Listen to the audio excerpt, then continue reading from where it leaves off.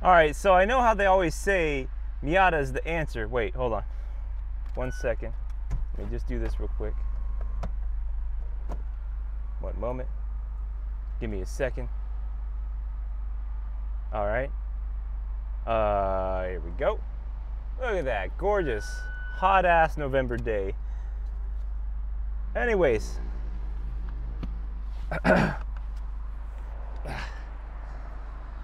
Hey, is this thing on?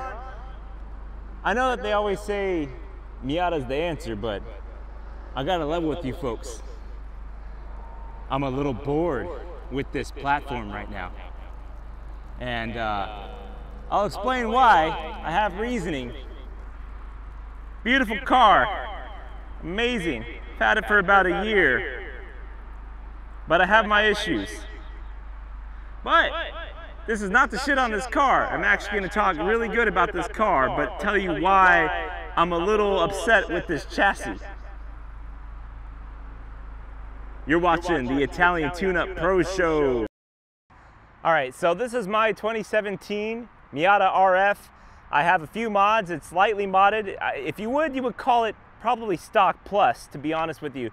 Basically what's done to it are some EB yellow brakes. You've got RE71R tires.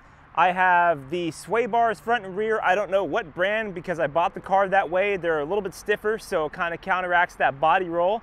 And then I also have a tune on it and a Goodwin Racing Roadster Sport Race Muffler. I hope I said that right. So it's just all the right mods to make it a fun daily driver. I would consider this car a perfect daily driver. I could use just a little bit more suspension work. I think some springs, then you'd have a good stock plus Miata. But overall, taking it to the track and then coming home with it that same day is a nice feeling. The car does punch above its weight. It's a lot of fun, but as far as mods go, there you go. So let's go take it for a little spin. I'm gonna give you my insight, and then we're gonna go to my house and we're gonna talk about a tier list about where to place this car. So welcome to the Italian Tune-Up Pro Show. I'm Victor Pitts, otherwise known as Vector Pit Stop. You can follow me on Instagram if you want to see how weird I truly am at Vroom Vroom in my Zoom Zoom. And also on Twitch, even though I don't play any games as much anymore because I'm always working on this stuff now, but it's Narstig. Otherwise, thanks for tuning in. Leave a like, subscribe, and yeah, let's get to it. Okay, so here we are in my 17 Miata. One thing I forgot to mention about the mods are, don't worry about clown core. I'm listening to weird shit sometimes. So one thing I forgot to mention was that I got an alignment done at S's Racing. I'm gonna post a very small video about S's Racing out towards Buda. Really awesome shop, super cool guy. Jaime set my car up, and I had stock set up for my alignment, which puts some toe in, which was really frustrating because the turn-in on this car was not what I wanted it to be. And lo and behold, he gave me some toe out, a little bit more camber. I think he maxed out 1.5. I'm going to show in the video. And the turn-in is fantastic. The car is much more neutral now. We got to make sure to turn off traction control. There we go. Traction control is off. And yeah, it's just a totally different experience now. So all of those mods together, I believe, is a good stock plus car. So the tune, the muffler, alignment, sway bars, and some good tires, and you've got yourself a solid car. Let's get out of here. Look at this slidey boy. And it just pulls, so.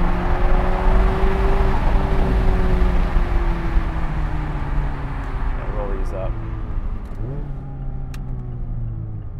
And then turning is much better. You can get on, modulate with the throttle. If you're mid-corner understeer, you just get on the throttle again and the ass end will go exactly where you need to go with some oversteer, but not too much. Great, somebody's in my way. Maybe we'll go around it. Yep, do exactly that. The sliding. So starting off with the engine and transmission. With the tune, the mid-range is far better The top end is not as anemic. You get that 7,200 RPM instead of the 6,800 RPM, and it is definitely worth it to me. I love the way that this car pulls. You can definitely tell there's some more power. You just get a little sideways there. All you gotta do is just like give it some gas, and then you can modulate midway through. The beauty of these cars is they dance so well. Going back to the engine, this 2.0 in stock form is very anemic. I wasn't really a fan, obviously. And the tune, the muffler really woke it up. I love it now. I think it's just a fantastic car. Oh man. The transmission going to that, man. This is the golden thing about Miatas, is just the way that the gearbox shifts. Everything is just connected. It's very nice as far as the engagement. The clutch, I'm not really a fan of because the engagement point is not at the bottom. The engagement point is not at the top. It's in the very middle, which is very strange because in cars you usually have either a top engagement or a towards the bottom kind of engagement. So coming up to the S's. The transmission, obviously that's the Achilles heel of this. I've already been through one transmission and it was actually flawed whenever I first got the car pre-owned a year ago, and they finally said, okay, cool, look man, we're gonna get you a new transmission. And I was like, great. Oh look, if you can see, it's another Miata. It's like, great, finally you guys look into the issue, and then they took care of me. Brand new version 5 transmission in here, which supposedly still blows up, but regardless, I'll talk about that a little bit later. So the engine and the transmission is awesome. I love the setup. It's just plenty right now with the tune to get around town and have that good mid-range torque.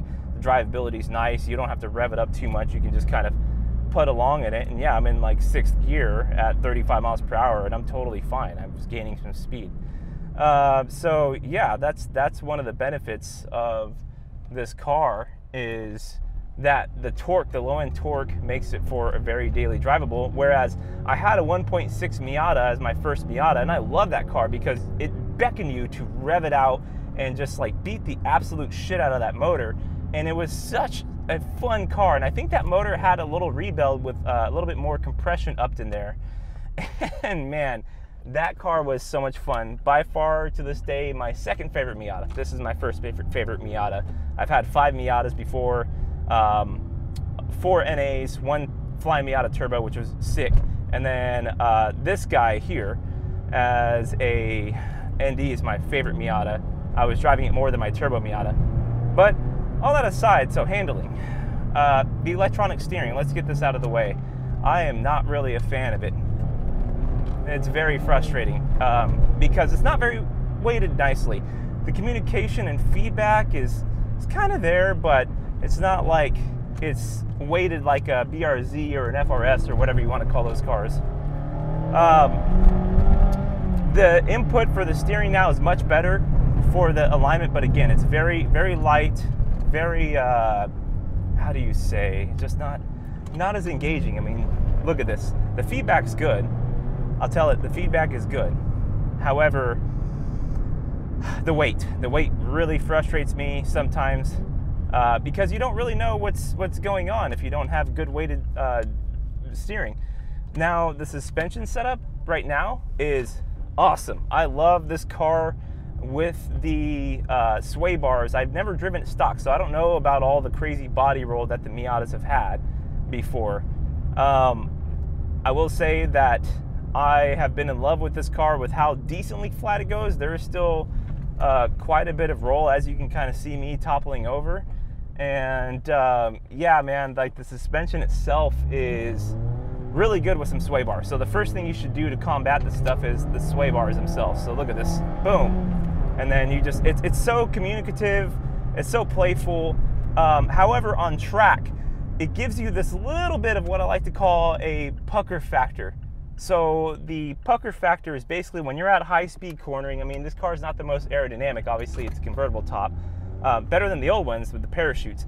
But at high-speed cornering, you can feel like it's very skittish. Like you're kind of sitting there and you're like, you don't know if it's gonna go at any point in time. You're like, and you're kind of just doing like the little dance, and sometimes it might oversteer just a little bit, but it's not gonna snap oversteer on you. So that's the beauty of this car, is it's very forgiving.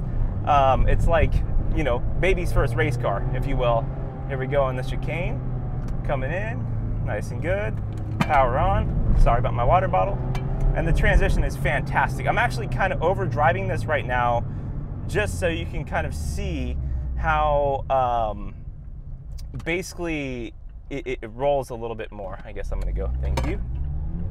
I gotta do something about my water bottle. The thing is clunking around. It does not like being down there. My seatbelt's locking me in.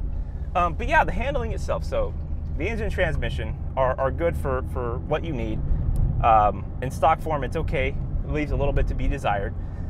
With the tune, it's almost perfect. Like that punch is good. Like that throttle response is fantastic. The steering itself, it's mediocre. The actual suspension setup and then how playful it is, I love it. I have a good time. Like, look at this.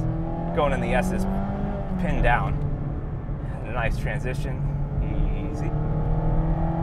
Okay, kind of came out of those going about 60 almost. Was kind of going through those going 50. So the chassis with the Swaybars is what you need as a Miata owner. So the first thing you should do is, well, not the Swaybars, but get some Darrell-in door bushings, because every Miata has to have Darrell-in door bushings for optimal rigidity, and then get yourself some Swaybars. After that, get yourself some nice tires, some nicely sticky tires. Again, I'm on the Bridgestone RE71Rs, which I think are great for daily driving in Texas on this in this car, because this car is lightweight. They don't wear as fast as they would on a heavy Corvette or a Mustang.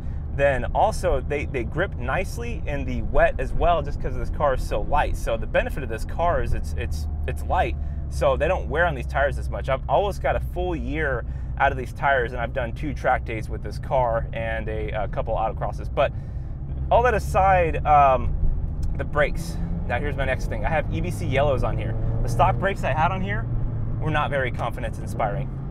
Oh, let me back up. So heel toe downshifting.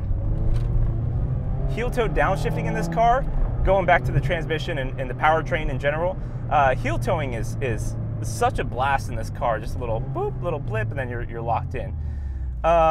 So just kind of the fun of that is there as well.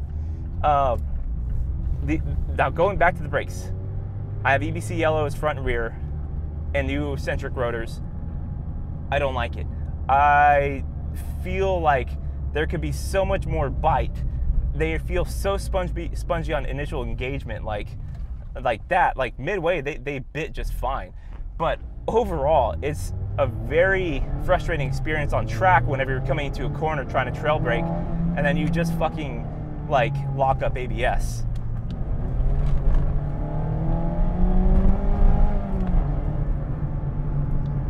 And then coming in here, and go out wide, set up for this corner, just kind of toss it in, power, power, power, boom, boom, boom, just like that.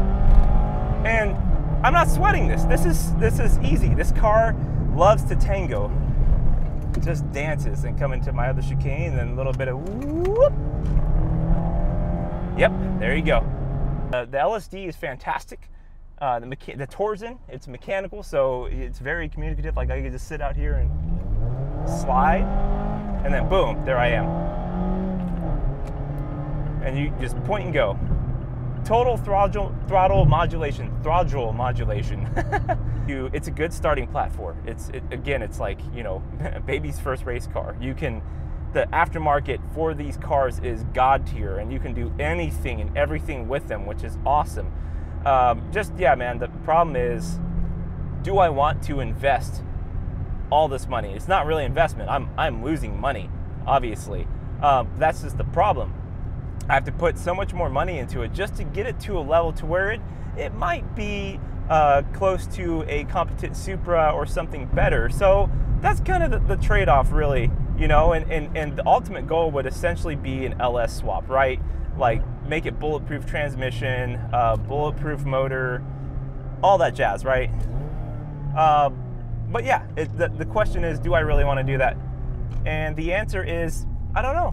That's why I'm kind of bored with it, because I kind of am stopping myself, because I can't keep a car stock. I'm always about that next newest thing, and then the best thing to do.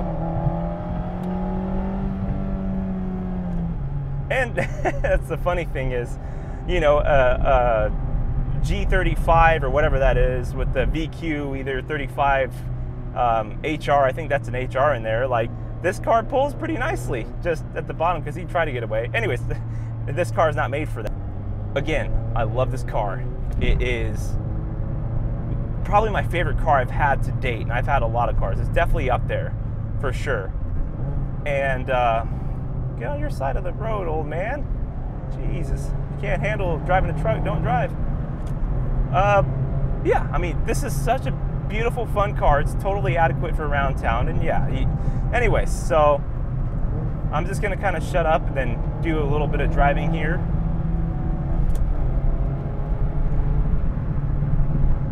Get a little bit of that ASMR type of feel, yeah. Oh yeah. A little bit of left foot brake in here. Jump to bump, jump, bump, jump. Underneath the bridge.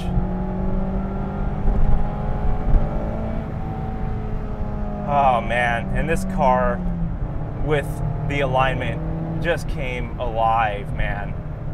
It just came alive. God.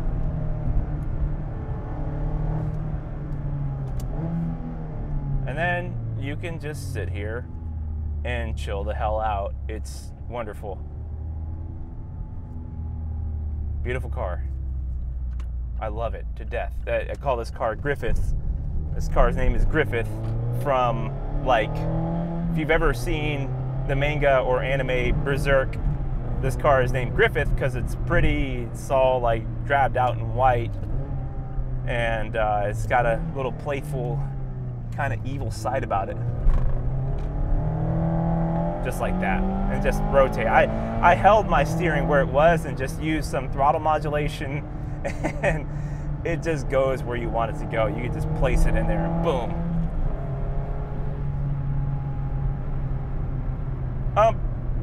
Anyways, this is an amazing car. It's just the question is, do I want to continue on with it? Do I want something different? I kind of do. Just kind of taking money, throwing it into a trash can and setting it on fire. That's the common fallacy of being a car guy, is doing all that stuff there. So as long as it makes you happy, then I see no problem. So do I want to keep dumping money in this car and setting it on fire? That is the question. That's kind of why I'm bored of it, because I want more power, man. I want better brakes. But again, you look at the cost and you're like, well, shit, I don't know. But I digress. Hope you guys enjoyed driving with me a little bit. I know I'm kind of a crazy person, but this is my therapy, and I'm sure that a lot of y'all that have stumbled upon my channel can definitely relate. And the passion is in cars, but there might be even some more passion in just driving in general. I mean, just like, what a feeling just to cruise. Anyways, yeah, I'll see you in just a little bit. Welcome to my tier list. Cheers.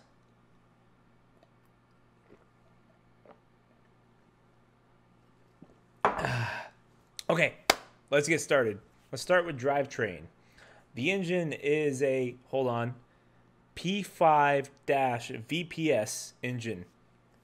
I don't know what that means, but that's the engine code. There you go. Mazda has some weird engine codes. Mine is tuned. I have the exhaust. My red line has been raised from a stock 6,800 RPM all the way to 7,200 RPM. It has great low end to mid-range torque in stock form and with the tune, but in stock form it's very anemic up top. It kind of dies out all the way to the 6,800 RPM. It feels like you're really asking that engine for a whole lot just to be able to produce anything at all. The tune certainly helps, as it helps the little guy breathe as best it can, so the engine just kind of chugs along and does its thing all the way to redline now. There isn't very much drop off of power. There's still a little bit, but the tune is definitely worth it, especially with the muffler. My butt dyno with the tune speculates it's probably around 170 crank horsepower. In stock form, it's 155, so that's not a bad bump at all. For daily driving, it's not too bad. For autocross, it's not too bad either. You kind of have that torque that you need. It gets the job done, but you can definitely feel that it's made for regular Mazda 3. It's like it was an afterthought, which it actually was an afterthought to put into the Miata because they had to appeal to the American market. So you needed a little bit more displacement with that 2-liter, and that's what you get. The ND2 Miata has an updated version of it, of what they initially wanted to put in the Miata, and I haven't tried it out yet, but I hear it's a very nice engine. It breathes well up top. However, one of the caveats to that is that my motor, the very first one, has a lot of good low-end and mid-range torque. I hear in the new ND2, you kind of have to rev it up a little bit more around town just to kind of get going. Overall, definitely not bad. Try a tune out. It helps pretty good amount. The tranny. It is the weak point of the ND Miata, as if you do some Google searching, you will find out. If you've seen other YouTube videos, you'll find out, yes, the transmission is the weak point. The thing goes with the philosophy, it's basically Mazda had to design this small Miata to basically rival the size of the original NA Miata. However, what they had to do was adhere to strict safety regulations nowadays, just so you don't get pulverized. And what happens is with the transmission tunnel, basically they had to make it smaller because all the safety structure on the outside kind of pushed everything inside. Therefore, you make this little tiny transmission with all these tiny components, so you take off kind of the little fins and everything and the reinforcements, and 5 generations later, I have been through my first transmission. I have had my transmission replaced at 30,000 miles. I had the version 1, and then now I have the version 5, which is supposedly better. However, I think there still might be some issues. I'm not sure. We'll find out. But yes, I have been through a transmission. Going to the transmission itself, the shifts are smooth. The gearbox is notchy. It's very rewarding. The throw isn't too long. You're not sitting there like basically reaching pretty far back and forth. It's very tight. I love the transmission overall, even though it's super weak. Going to the clutch. The clutch is a little for me because the engagement point is not at the bottom. Again, it's not at the top. It's in the middle, and it's kind of inconsistent for me. It's pretty light. It's not too light, but the clutch feels definitely light. It leaves a little bit more to be desired. I definitely want to get an aftermarket clutch and flywheel at some point in time. But overall, I'm kind of meh on the clutch. Overall, the drivetrain is just fine. It's literally just fine. Don't expect too much out of it. Heel towing is pretty rewarding when you get it right. I have trouble sometimes just because, again, that clutch is a little strange for me. But overall, it gets the job done. The chassis. Wow. Beautiful chassis. That chassis itself is nice and stiff. For a convertible, there's not a whole lot of flex. It does a fantastic job doing what it needs to do, and that's communicate to the driver. Chassis bracing will definitely go a long way. I'm kind of looking forward to doing some chassis bracing. With the RF model, I do gain some weight, obviously, because of the top. I just love the way it looks. And then also, if you're one of those people that has to have the 50-50 weight distribution, the perfect balance, the RF does have that advantage over the convertible top, just because there's a little bit more weight over there, even though it's kind of above you. Regardless, fantastic chassis. I love the chassis with all my heart. Suspension. The suspension is, again, I have never driven these cars with stock suspension, so I don't know about the crazy body roll.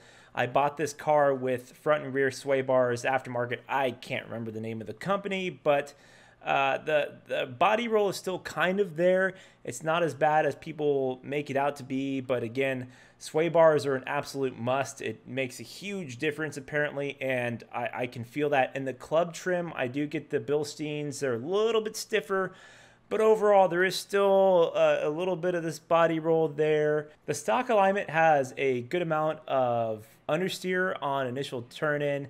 It's kind of frustrating. There is a little bit more toe in than you want, but again, it's idiot proof, so they don't want people kind of rotating off into a ditch or into a curb. I get it. With an aftermarket alignment done, the car does a much better job. I don't have to trail brake as hard or brake into the corner and get it to rotate on the front end as much as I did with stock alignment. There is still just a little bit of push, but it's nothing that you would scoff at.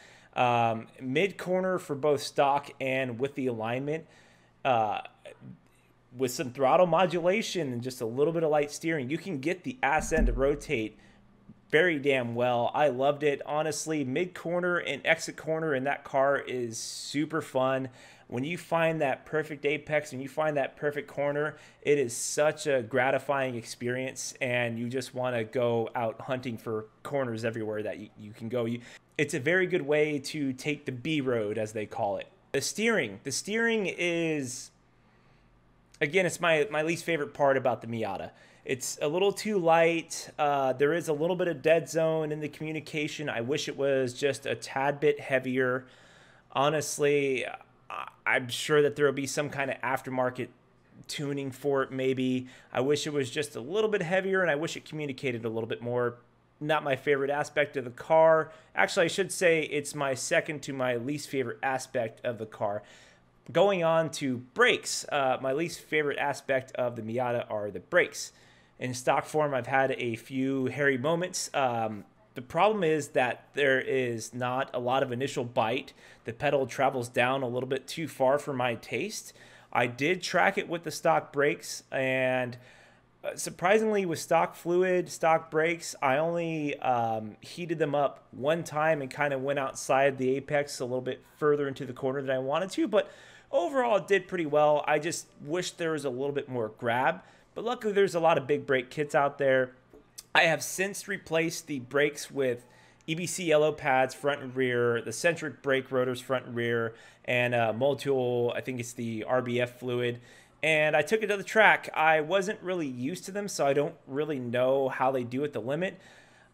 But to me, it's a nominal improvement. They're still not what I desire in brakes. So the brakes are just kind of... steering and brakes are my two main complaints about the car, but again, these are all things that you can fix with a Miata. There is an aftermarket for everything. Overall, I am tempted out of lust for other cars such as the BMW M2 and the brand new Supra. But then I look at the Miata and I'm like, man, the overhead cost of running that car is much cheaper, and I think I just need to modify it a little bit more. I know I said I was bored of the chassis earlier, and that's merely because the transmission. I don't want to grenade the transmission after I supercharge or turbo the car. And there is some aftermarket for NC transmission swaps, which I will eventually look into, or I can just look at a totally different motor swaps. But that little simple thing about the car alone, it kind of deterred me away and got me a little bit bored of the platform. But I just get back into the car, go for a nice spirited drive, and it just smiles per gallon all the way. Over time, when I modify this car, let's get to the tier list. I would wager that I could potentially get this car eventually to S tier. I'm sure with some heavy modification, or maybe not even at all, maybe an LS swap and some other things, you could even get this to God tier, to X tier. But for now, I'm going to put it firmly in A tier. It's definitely an A tier car, as is right now. Stock Plus is awesome. If the car was stock, I'd probably drop it with the S4 itself. But that being said, I mean, honestly, this car is such a rewarding car. Stock Plus form has carried me through, I want to say, a year now. It's carried me through a year now of not wanting to modify and not wanting more. But now I've reached kind of that point. Stay tuned for what's next for the little guy. But overall, I thoroughly enjoy this car. I thoroughly enjoy this car very much. Y'all, thank you for tuning in. I appreciate you making it this far and hearing me out. I've got another video coming much sooner now with the tier list, and hopefully you guys can catch that. If you like this, if you want to see me grow, please subscribe, please like, leave a comment, you know, with your inputs, what your experiences are. And yeah, until next time, I'll see y'all later. Bye.